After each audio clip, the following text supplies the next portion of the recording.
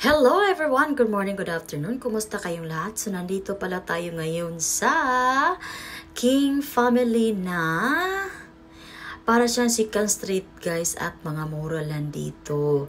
So, ganito pala yung labas sila guys sa King Family. Ito ay makikita sa King Family Toyohashi sa Akaiwa. Ang location nito is Ihara, Sumadatsu, Toyohashi, Aichi. So, kung nandito kayo sa Toyohashi nakatira, puntahan nito. Try nyo itong puntahan, guys. Marami mga mura dito. So, pag before kang pumasok sa loob, ganito ang labas, guys. So, may tag-piso-piso na mga pantalon, pwede pang bata, pwede pang malakihan. So, depende yung size, guys, sa inyo. Tag-hakin lang, guys, or tag 100 yen lang yun ang piraso. So, lahat ito, pati dito, so, ayan, lahat tag 100 yen yan, guys. So, ang sarap itong i-boxing sa Pilipinas, guys. Kung may mga bata kayo o gusto pa padalahan ninyo, tingnan na mga ganda pa. Pero ang mahal naman sa Takyubin, guys, Takyubin is yung delivery niya, bayad sa pagpapadala ng ating package. So, ganito guys, tingnan yung mga stuffed toys nila sa labas. Tag 90 yen lang guys, kahit anong size dyan, tag 90 yen lang. So, tag 90 lang yen lang guys. Mura. So, pagpasok mo guys, ganito yung loob niya. Ako ay first timer din dito guys. Tapos, pagpasok ko, ang mga customer dito ay halos mga Japanese din guys, no? So, hindi mo lahat makikita yung mga stranger dito or katulad natin na mga Pilipina or ibang lahi. Minsan lang meron dito.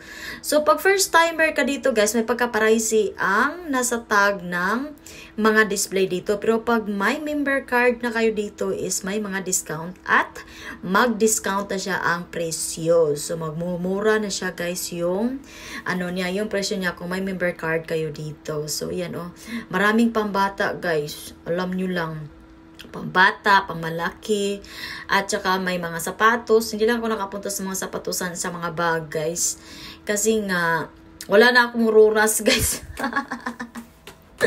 May naghihintay kasi sa akin sa labas. Hindi naman ako naglalakad dito, guys. Nagpa-drive ako sa aking jowa papupunta dito. Tapos, may trabaho pa siya sa mamayang gabi. So, kailangan pa niyang matulog, guys. So, ito palang palda ang napili ko, guys. Yun ang aking dyan. Hinahalungkat dyan. So, ayun. So, mahal yan, guys. Siguro mga 1,000 yen plus yan. Pero pag ako, nagpa-member card ako, so, na lang siya. Nag 200 yen na lang siya. So, grabe ang baba, diba? May discount kasi nagpa-member ako. So, kapag first member ka dito is may coupon ka, guys, matatanggap. So, pwede kang bumalik. Ikaw nang bahala. Pero may date yung coupon na ibabigay nila sa inyo.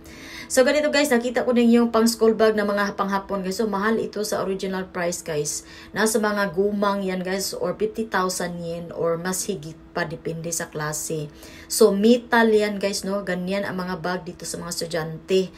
Yan. At dito, no, iba-ibang mga guys. Mga ibang malulan nyo. Post pa more. So, ayun.